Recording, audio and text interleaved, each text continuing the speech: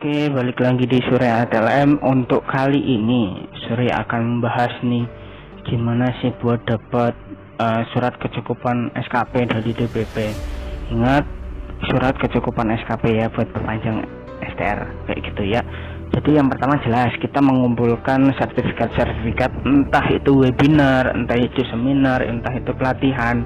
Per masing-masingnya punya SKP tersendiri. Webinar itu mentok di 1 SKP. Kalau seminar itu 2 sampai 3 SKP. Kalau misalnya pelatihan itu biasanya 3 sampai 5 SKP. Nah, nanti untuk penginputannya gimana? Sebenarnya Surya udah ngasih tahu di video sebelumnya, cuman untuk refresh aja ya.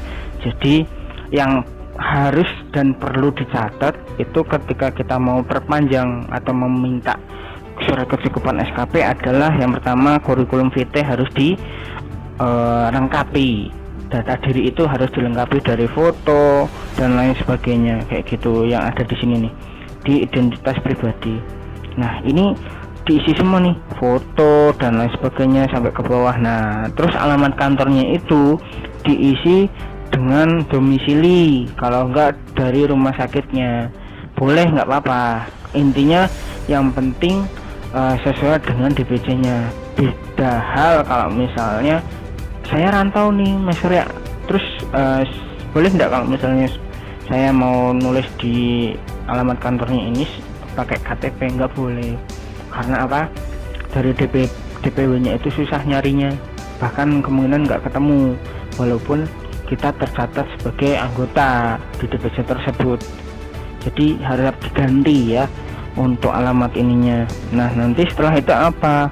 Langsung ke P2KB, ke permohonan melakukan P2KB. Nah, di sini itu adalah proses awal ketika kita mau meminta untuk surat kecukupan SKP yang dilakukan sebelum-sebelumnya. Intinya jangan di tahun yang sama untuk perpanjang. Jadi pas ketika STR sudah ada langsung tuh input aja langsung kayak gini, permohonan P2KB, nanti klik aja tambah ya. Nah, nanti masukin nih nomor STR nya berapa, nama dan ininya udah sesuai belum. Kalau misalnya belum, mesti kosong-kosong kayak gitu, misal ya nama doang, terus tanggal lahir 000, jenis kelamin tidak ada, terus dan seterusnya lah. Pokoknya itu bakalan itu dilihat dari kurikulum vitae yang tadi, identitas pribadi itu nggak ada.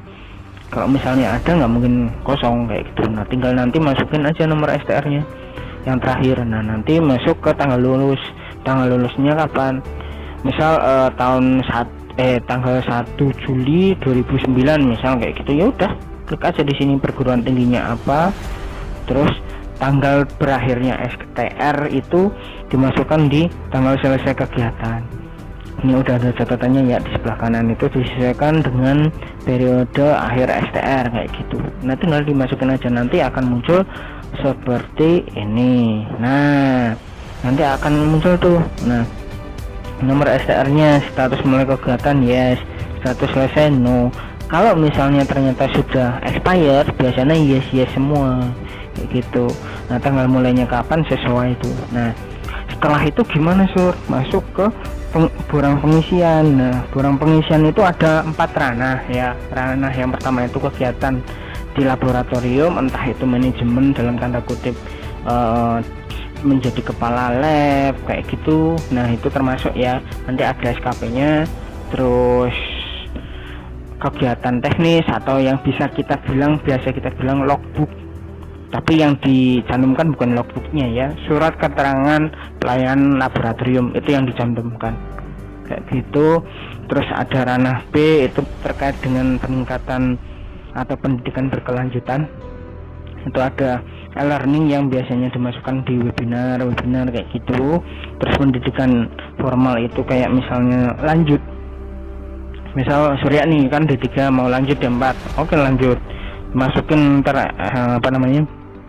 jasanya itu bisa masuk. Terus lanjut ke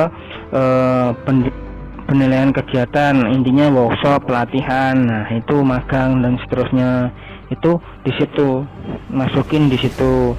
Nah terus lanjut lagi di nomor 6, penilaian kegiatan ilmiah kognitif kayak seminar, simposium dan seterusnya.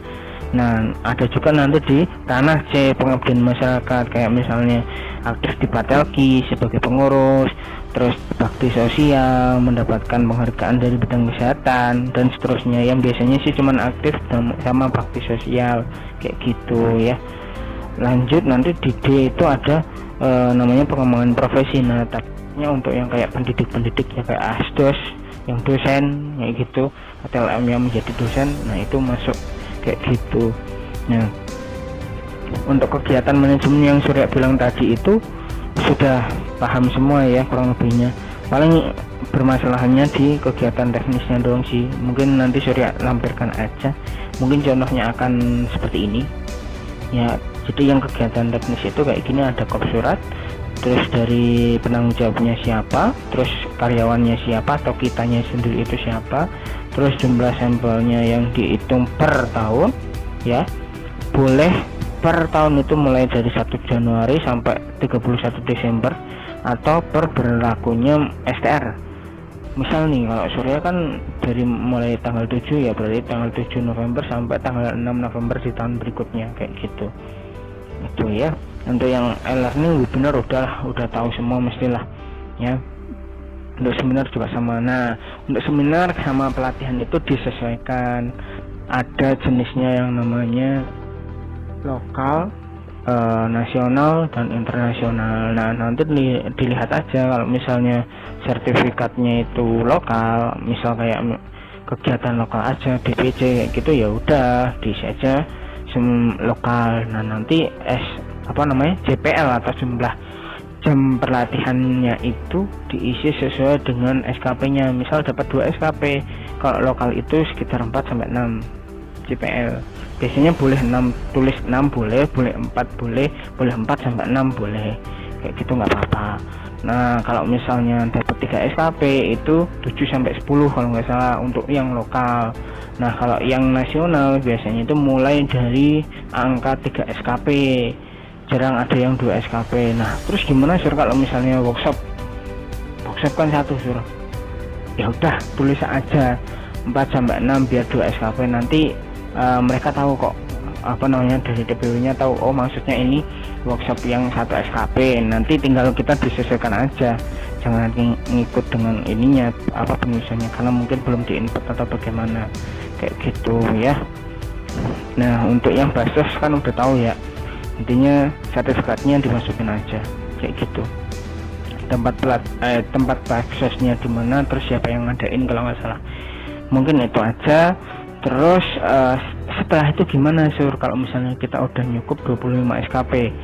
Nah langsung aja ke validator di DPC nya. DPC itu bukan gimana ya, DPC itu tidak mempunyai validator, tidak mempunyai akses untuk memvalidasi, tapi untuk mengajukan validasi ke DPW. Jadi merangkum semua orang-orang yang memang STR-nya mau habis tapi sudah punya 25 SKP. Nah terus gimana Sur kalau misalnya belum 25 SKP? Ya udah lanjutin aja 25 SKP. Nah itu kan STR-nya habis, nggak apa-apa, dilakuin dulu aja. Nanti konsultasi dengan DPC atau DPW setempat, biasanya sih akan ditoleransi karena kebiasaan kita seperti itu, walaupun kebutuhannya. Tapi kalau misalnya nggak butuh ya bodo amat kayak gitu. Jadi ya nanti lanjut aja. Kalau misalnya nggak bisa diinput ya tinggal diganti aja tahunnya. Misal nih STR-nya Surya selesai tahun 2020, terus ada webinar di tahun 2021, kan beda tuh, tahun 2020 ke 2021 kan setahun tuh. Nah nanti tahun 2021 nya itu diganti tahun 2020. Yang penting masih masuk dalam STR nya itu, jangan nggak masuk. Jadi gitu ya. Kalau misalnya ternyata itu nggak boleh, ya itu kebijakan dari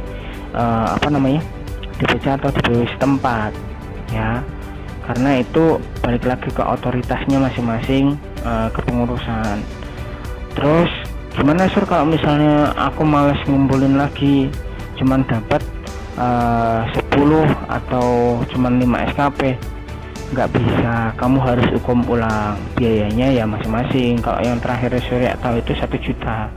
Daripada kamu bayar 1 juta mending ikut webinar, apa sih susahnya gitu. Kalau misalnya oh cuman bisa dapat 15 doang Sur, terus males buat nganu lagi, ada namanya apa ya, evaluasi kemampuan, dan itu pun nggak selalu ada. Catat ya, evaluasi kemampuan itu nggak selalu ada. Itu yang mengadakan itu DPW. Jadi DPC itu mengumpulkan orang-orang yang seperti itu, yang malas ngurus SKP lagi, tapi dapatnya cuma 15 SKP kalau nggak salah syarat minimumnya itu. Masuk ke evaluasi kemampuan, dan Surya pun belum tahu sistemnya bagaimana. Kalau hukum kan seperti itu, kita ngerjakan soal dengan batas waktu kayak gitu. Nah, kalau misalnya udah nih lengkap 25 SKP, konfirmasi ke DPC untuk validasi. Nah, nanti dari DPC ngecek semua, dari data diri udah bener belum, dari foto udah ada belum, fotonya formal bukan. Nah, nggak boleh yang selfie ya, intinya formal terbaru kalau bisa, karena biar nanti antara STR dengan asli, wajah aslinya itu sama ya. Jadi gitu. Setelah misalnya udah masuk ke DPC dan DPC udah store ke DPW, biasanya sih sekitar 3 harian ya untuk validasinya. Nanti ada tuh validasinya di mana, kita bisa ngecek di sini. Nah, sebelum validasi atau pengajuan itu, nanti klik aja yang paling bawah sini di rangkuman penilaian P2KB, terus pilih STR periodenya. Nah, ini kan Surya tahun 2021 sampai tahun 2026, masih lama. Kalau tinggal klik aja, nanti keluar seperti ini. Nah, nanti ini centang semua, dicentangin semua ya, terus tinggal simpan. Nah, ini maksudnya apa? Untuk pengajuan di semua tahunnya kayak gitu. Jadi biar dari DPW tahu, walaupun tanpa kita seperti itu bakalan tahu. Nah, terus Sur, kalau misalnya dokumen persyaratan ini dibutuhkan nggak sih Sur? Untuk sementara tidak, semoga aja ke depan diperlukan. Mungkin agak ribet sih, tapi akan jauh lebih enak dan tertata. Oh ya saya butuh ini, oh ya saya butuh ini, nggak ngawang-ngawang lah intinya bahasanya gitu. Nah, setelah dapat kayak gitu, gimana lanjut pengurusan STR? Nah, perlu di-download nggak Sur? Misal surat kecukupan SKP itu untuk yang sekarang itu nggak usah di-download, karena nanti otomatis masuk ke STR tersebut. Nah, maka dari itu SIMK mau digabungkan tuh ke dilingkan ke STR itu, jadi biar lebih enak. Nanti kalau misalnya tetap mau download di surat rekomendasi P2KB di sini. Karena ini Surya nggak ada, mungkin memang nggak bisa diklik. Oh iya, lupa. Intinya harus diklik ininya dulu ya, STR-nya kapan, baru nanti kayak gini. Nah, ini adalah surat rekomendasi dari yang sebelumnya, STR yang Surya sebelumnya, jadi belum diganti sama yang baru. Bisa di download, nanti bentuknya ada gitu ya. Mungkin itu aja yang bisa Surya sampaikan. Ini ada perlengkapan ataupun kesiapan sebelum melakukan pengajuan STR ya. Nanti mungkin yang Surya belum itu apa sih update terbaru di STR ya, nanti Surya bahas setelah ini. Mungkin itu aja yang bisa Surya sampaikan. Terima kasih banyak udah menyimak dengan baik, walaupun mungkin agak ribet ya, karena kebutuhannya seperti itu. Jadi ya sudah, semoga bisalah teman-teman, mesti.